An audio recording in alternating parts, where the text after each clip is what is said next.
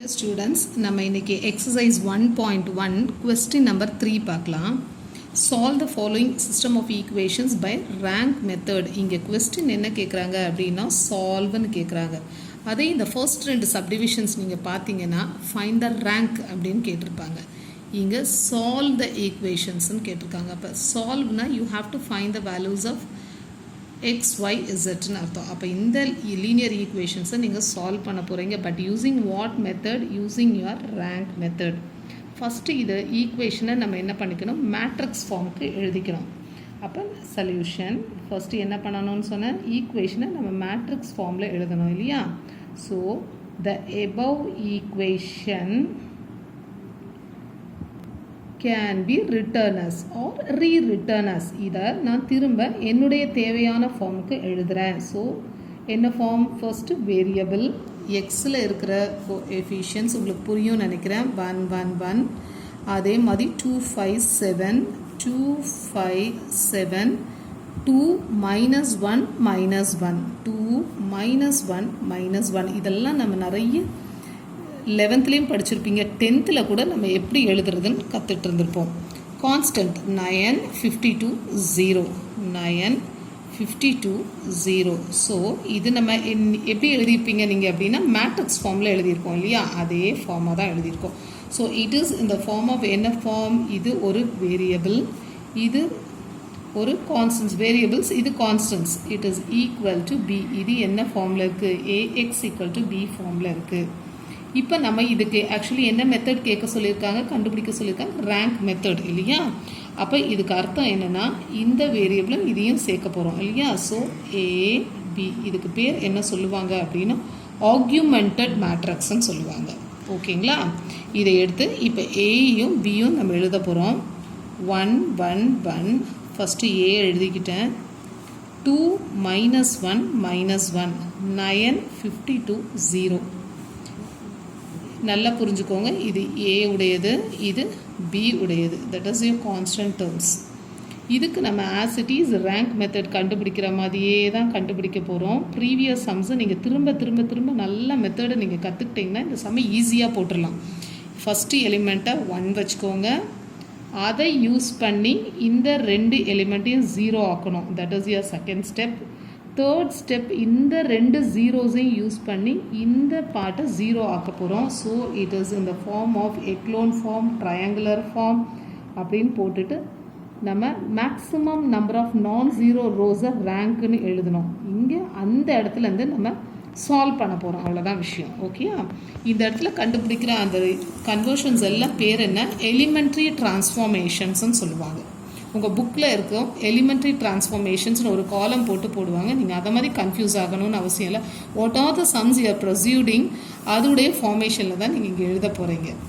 அப்போ ஃபர்ஸ்ட்டில் இருக்கிறது எனக்கு ஃபஸ்ட்டு ஸ்டெப் இங்கே 1 1 தான் இருக்குது. So always you have to use approximation. ஏன்னா நான் இதுலேருந்து சம் சேஞ்சஸ் இருக்கு இல்லைங்களா?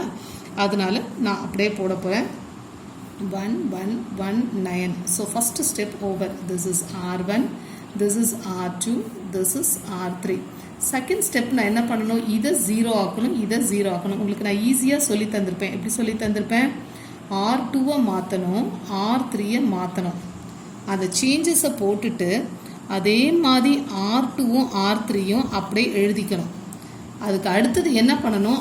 R2வில் என்ன வேரியபிள் இருக்குதுன்னு பார்க்கணும். +2 இருந்தால் -2 பார்க்கணும். அதே R3யில் என்ன சைன் இருக்குன்னு பார்க்கணும். +2 இருந்தால் ஆப்போசிட் சைன் ஆஃப் R1. இதே நீ எல்லா சமுக்கும் நீங்கள் ட்ரை பண்ணி பாருங்கள். உங்களுக்கு ஈஸியாக வரும். நீங்கள் கஷ்டமே பட வேண்டாம். ஓகேங்களா? இப்போ நம்ம இதோடைய கன்வர்ஷன்ஸ் என்ன அப்படின்றத ரஃப் காலமில் பார்க்கலாம். R2 2 times of R1, R2 2 times of R1. R2 என்ன இருக்குது? 2 5 7 52. 2 times of 2ஆல் மல்டிப்ளை பண்ணிகிட்டே வாங்க. 2 1s are 2 1s are 2 1s are 9 2s are 18. இதில் என்ன பண்ணணும்? மைனஸ் ஆப்போசிட் சைனாக மாற்றுங்க. இப்போ அப்படியே என்ன ஆன்சர் வருதோ போடுங்க. 0 5 -2 3 7 -2 5 52. ஸோ 18னா இதில் ஒரு 2 8, 20, 30, 40, 50. So 34. அடுத்த கன்வர்ஷன்ஸ் என்ன இருக்கு? R3 2 times of R1. R3 is given as what? 2 minus 1 minus 1 0. 2 times of multiply பண்ணிடுங்க. 2 1s are 2, 2 1s are 2, 2 1s are 2, 9 2s are 18. திரும்ப அதே மாதிரி மைனஸ் பண்ணுங்க. இது மைனஸ்னா minus minus minus minus. So this is 0. Minus 1 minus 2 minus 3. Minus 1 minus 2 minus 3. இந்த minus 18 அப்படியே வந்துடும். இப்போ நம்ம சேஞ்சஸ் ஃபஸ்ட்டு சேஞ்சஸ் இது தானே அப்படியே எழுதுங்க. 0 3 5 34. அதே மாதிரி அடுத்தது என்ன இருக்குது? 0 minus 3 minus 3 minus 18. அவ்வளோதான். அடுத்த ஸ்டெப் நான் உங்களுக்கு என்ன சொல்லி கொடுத்தேன்? ஃபஸ்ட்டு இதை யூஸ் பண்ணி இதை 0, நெக்ஸ்ட்டு இதை ரெண்டையும் யூஸ் பண்ணி இந்த பார்ட்டை நம்ம 0ன்னு ஆக்க போகிறோம் இல்லைங்களா? அப்போ நமக்கு எதை பார்க்கணும்? இதுக்கு மேலே இருக்கிறத பார்க்கணும். இங்கே -3 + 3 அப்போ ஈஸியாக ஆட் பண்ணாலே வந்துடும் இல்லையா? So R3 implies R3 + R2. என்ன பண்ண போகிறேன்? this is R1, this is R2, this is R3. இந்த பார்ட்டை 0 ஆக்கணும். ஸோ ஜஸ்ட் ஆட் பண்ணாலே வரும். அதை தான் எலிமெண்ட்ரி டிரான்ஸ்ஃபார்மேஷன் எழுதியிருக்கேன். R3 வந்து நான் என்ன பண்ண போகிறேன்னா ரெண்டையும் ஆட் பண்ண போகிறேன்னா. So other conversions I will write as it is.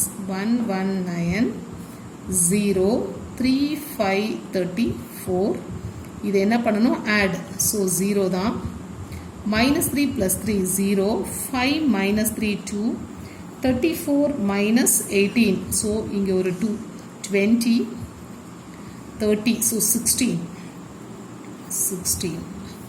அவ்வளோதான். ஓகேங்களா? ஸோ இந்த ஃபார்ம் உங்களுக்கு என்னது? எக்லோன் ஃபார்மில் போட்டுட்டோம். நெக்ஸ்ட்டு உங்களுக்கு வேறு ஏதாவது 0 ஆக்க முடியுமான்ற ப்ரொசீஜருக்கு என்ன பண்ண சொன்னேன்? இந்த 0க்கு மேலே உங்களுக்கு ஏதாவது எலிமெண்ட் இருக்கா பார்க்க சொன்னேன். இல்லை இல்லையா? ஸோ அவ்வளோதான் நம்முடைய சம். இப்போ உங்களுக்கு புரியறதுக்காக நான் ஒரு டாட்டரில் ஒரு கோடு போட்டுக்கிறேன். இதெல்லாம் A, இது B. இப்போ நாம் படிக்க போகிறோம். ரேங்க்கு A ஒண்டி பார்க்கும்போது இதை ஒண்டி பார்க்க போகிறேன். அப்போ இதை ஒண்டி விட்டுட்டிங்கன்னா maximum number of non zero rose எவ்வளோ இருக்குது? இதில் 1 இருக்குது. அப்போ 2 3. அப்போ 3.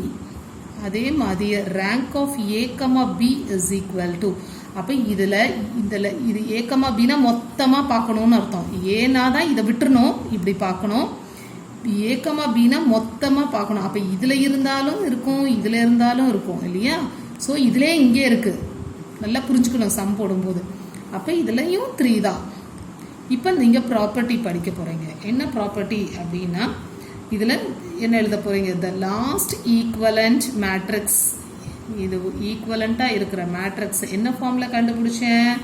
Matrix is in the form of echelon form. Echelon ஃபார்ம்னா என்ன அர்த்தம்னு சொன்னோம்? உங்களுக்கு ட்ரையாங்குலர் ஃபார்ம். இந்த மேட்ரிக்ஸ் ட்ரையாங்குலர் ஃபார்மில் இருக்குது.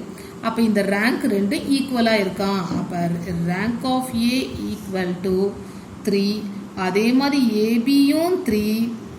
ஆனால் இப்போ நீங்கள் என்ன பார்க்க போகிறீங்க அப்படின்னா நம்பர் ஆஃப் அன்னோன்ஸ் எத்தனை இருக்குன்னு பார்க்க போகிறீங்க. நம்பர் ஆஃப் அன்னோன்ஸ் அப்படின்னா என்ன அர்த்தம் அப்படின்னா அன்னோன்ஸ் நம்மக்கிட்ட என்ன இருக்குது? x1 y1 z1. இது உங்களுக்கு புரிஞ்சுக்கிறதுக்காக எழுதி தரேன். அப்போ 3 வேரியபிளும் 3 ஈக்குவலாக இருக்குது இல்லையா? அப்போ இப்போ நீங்கள் ப்ராப்பர்ட்டி படிக்க போகிறீங்க. ஆக்சுவலி ப்ராப்பர்ட்டியில் என்ன சொல்கிறாங்க அப்படின்னா if this rank of A, B is equal to rank of A equal to number of unknowns. உங்களுக்கு ப்ராப்பர்ட்டி சொல்லித்தரவா? First row of A, that is rank of A, and rank of AB, that is equal to 3. அந்த 3யும் equal to number of unknowns. அப்படி இருந்தா இதுக்கு solution எப்படி இருக்குமா? consistent and has the system. அப்போ இந்த ஈக்குவேஷன் எப்படி இருக்குமா? consistent and has unique solution. கன்சிஸ்டண்ட்டாக இருக்கும், அதே நேரத்தில் யூனிக், ஒரு ஆன்சர் தான் வரும். இதுதான் உங்களுடைய ஃபஸ்ட்டு ப்ராப்பர்ட்டி. அப்போ அடுத்தது உங்களுக்கு என்ன அடுத்த வாய்ப்பு இருக்கும்? இந்த ரேங்க் ஆஃப் ஏயும் ரேங்க் ஆஃப் ஏபியும் ஒன்றா தான் இருக்கும், ஆனால் கம்மியாக இருக்குமா? Okay, less than n. இந்த nன்றது என்ன சொன்னேன், number of unknowns, less than number of unknowns. அப்போ இது 2 இருக்கலாம், 3 இருக்கலாம், சாரி 2 இருக்கலாம், 1 இருக்கலாம். ஓகேயா, நான் ஏன்னா 3 வேரியபிள் வச்சு கொடுத்துட்டேன், எக்ஸ் ஒய் இசட்னு வேரியபிள். ஆனால் அதே நேரத்தில் நான் என்ன சொல்லிட்டேன், லெஸ் தேன் n நாட் 3. அப்போ அதோடைய சொல்யூஷன் ஆன்சர் தான் வரும், கன்சிஸ்டண்ட்டாக தான் இருக்கும். So the system is consistent. ஆனால் நான் கம்மி ஆயிடுச்சு இல்லையா, அதனால அதுக்கு சொல்யூஷன் எப்படி இருக்கும், and has infinitely many solutions. நல்லா படிச்சுக்கோங்க, ஈஸியாக இருக்கும் உங்களுக்கு. திரும்பவும் நான் சொல்லி தருவேன். இன்ஃபைனைட்லி மெனி சொல்யூஷன்ஸ், நிறைய ஆன்சர் வரும். Infinitely many solutions. Third part என்ன இருக்கும், இந்த ரெண்டுமே நாட் ஈக்குவல், வேற வேறையா இருந்ததுன்னா, rank of A is not equal to rank of A அப்படின்னா ரெண்டு பேரும் வேற வேற இல்லையா, சம்பந்தமே இல்லை. So the system is inconsistent. Inconsistent and has, அப்போ ரெண்டு பேரும் வேற வேற இல்லையா, ஆன்சரே வராது. So no solution. ஓகே, ஒரு வாட்டி கூட படிக்கலாமா. இதில் ஃபஸ்ட்டு நீங்கள் எத்தனை வேரியபிள், ஈக்குவேஷனில் எத்தனை வேரியபிள் இருக்குன்னு பார்க்கணும். என்னை பொறுத்த வரைக்கும் எக்ஸு ஒய் இசட் 3 வேரியபிள் இருக்கா, அதனால் நான் 3, என்னன்றது நான் இங்கே 3ன்னு கொடுத்துட்டேன். ஓகே, இது ஆக்சுவலி என்னன்றது எனக்கு 3ன்னு கொடுத்துட்டேன். அப்போ இந்த rank of A and rank of AB are equal to the number of அன்னோன்ஸாக இருந்ததுன்னா the system is consistent. The system is consistent and has unique solution. Unique, ஒரே ஒரு ஆன்சர் தான் வரும், சால்வ் பண்ணால் ஒரு ஆன்சர் தான் வருமா. அதே அடுத்த ப்ராப்பர்ட்டி, அது கம்மியாக இருந்ததுன்னா 3 இருக்காது, 2 1 கம்மியாக இருந்ததுன்னா the system is consistent and has, கொடுத்துருக்க ஈக்குவேஷன் கன்சிஸ்டண்ட்டாக தான் இருக்கும். ஆனால் என்ன டைப் ஆஃப் சொல்யூஷன் இருக்கும், இன்ஃபைனைட்லி மெனி சொல்யூஷன்ஸ். அப்போனா நம்ம என்ன பண்ணிடுவோம், ஈக்குவேஷனை ரெடியூஸ் பண்ணிடுவோம், கான்ஸ்டன்ட்ஸ் ஆக்கிடுவோம். அப்போ அந்த கான்ஸ்டன்ட்ஸ்க்கு நிறைய வேரியபிள்ஸ் கொடுப்போம் இல்லையா. So we will call it as infinitely many solutions. இது செகண்ட் டைப். தேர்ட் டைப்பில் என்ன சொல்லுவோம் அப்படின்னா, இந்த ரேங்க் ஆஃப் ஏபியும் ரேங்க் ஆஃப் ஏயும் வேற வேறையாக இருக்கும். So the number of ranks will be vary. So the system is inconsistent and has no solution, ஆன்சரே வராது, ஹேஸ் நோ சொல்யூஷன். இது நீங்கள் படிக்கணும். ஓகேயா, இப்போ நம்ம சம திரும்ப கண்டினியூ பண்ணிக்கலாமா. நம்ம என்ன படித்தோம், இந்த ரேங்க் 2 பேரும் என்னவா இருந்தது, ஈக்குவல் டு 3 இருந்தது. அப்போ நமக்கு 2 ஈக்குவலாக இருந்தால் நம்ம ஃபர்ஸ்ட் ப்ராப்பர்ட்டியை எழுத போகிறோம். த system is consistent. The system is consistent and has என்ன type of solution, ஈக்குவலாக வரும்னு சொன்னோம் இல்லையா, 1 1, and has unique solution. இப்போ இந்த யூனிக் சொல்யூஷனை நம்ம எப்படி கண்டுபிடிக்க போகிறோம், அதுதான் அடுத்த டைப். அப்போ எப்படி கண்டுபிடிக்க போகிறோம், இந்த ஈக்குவேஷனே நம்ம இங்கே எழுதியிருக்கோம் இல்லையா, அதை திரும்ப நம்ம ஈக்குவேஷன் ஃபார்முக்கு எழுதணும். அப்போ அதுக்கு அர்த்தம் என்ன, த எபோவ் ஈக்குவேஷன். நீங்கள் அப்படி தான் எழுதணும்னு கிடையாது, நீங்கள் அப்படியே ஸ்ட்ரெயிட்டாக ஈக்குவேஷனாகவும் கொண்டு வந்துடலாம். த கிவன் சிஸ்டம், கண்டுபிடிச்ச ஈக்குவேஷனை, the given system is equivalent to, அதுக்கு ஈக்குவலண்ட்டாக திரும்ப நான் மேட்ரிக்ஸ் ஃபார்ம்லேயே எழுதுறேன். நான் அப்போ தானே சம் போட முடியும். Equivalent to the matrix equation, நான் அதை ஈக்குவேஷன் ஃபார்முக்கே எழுதுறேன்னா ஈக்குவேஷன். இப்போ நல்லா புரிஞ்சுக்கணும், திரும்ப அதே ஃபார்முக்கு மாற்ற போகிறேன். ஃபஸ்ட்டில் இருக்கிறத அப்படியே எழுதிக்கிறேன். 0 3 5 0 0 2, இது ஏ வேல்யூ. அதே XY Z, it is equal to B value. B value நமக்கு என்ன இருந்தது, 9 34 16. ஈக்குவேஷன் மேட்ரிக்ஸ் ஃபார்மில் எழுதிட்டேன். இப்போ இந்த ஈக்குவேஷன்ஸை நம்ம என்ன பண்ண போகிறோம், சால்வ் பண்ண போகிறோம். ஃபர்ஸ்ட் ஈக்குவேஷன்ஸ் அப்படியே எழுத வேண்டியதுதான். So first equation x + y + z is equal to, first multiply பண்ணால் ஈக்குவல் டு என்னது 9. அடுத்து x 0 y z, so 3y + 5z, it is equal to 5z is equal to 34. x 0 y 0, so 2z is equal to 16. இப்போ நம்ம இந்த 3 ஈக்குவேஷனையும் solve பண்ணும்போது உங்களுக்கு 3 என்னத்துக்கு answer வந்துடும். இப்படி போகணும். இதே இசட்டை கண்டுபிடிக்கிறீங்க, இந்த இசட்டை சப்ஸ்டியூட் பண்ணும்போது y வந்துடும், y இசட்டையும் சப்ஸ்டியூட் பண்ணுவோம் x வந்துடும். So you will get an unique solutions of x and y z. அப்போ ஈக்குவேஷன் 3 இம்ப்ளைஸ், இதுலேருந்து என்ன கண்டுபிடிச்சிருவீங்க, z ஈக்குவல் டு 16/2. அப்போ z ஈக்குவல் டு எவ்வளோ வந்தது, 8. அடுத்த ஈக்குவேஷன் என்ன சொன்னேன், substitute z is equal to 8 in equation 2. அப்போ what is your equation 2? 3y plus 5z is equal to 34. z value substitute பண்ண போறோம். So 3y plus 5 into z is equal to 8, that is equal to 34. 3y is equal to plus 8 5s are 40, that is equal to 34. இதில் இருந்து என்ன கண்டுபிடிப்போம், 3y is equal to 34 minus 40. So you will get it as minus 6. 34 minus 40. 8 5s are 40. So 3y is equal to minus 6. So y is equal to minus 2.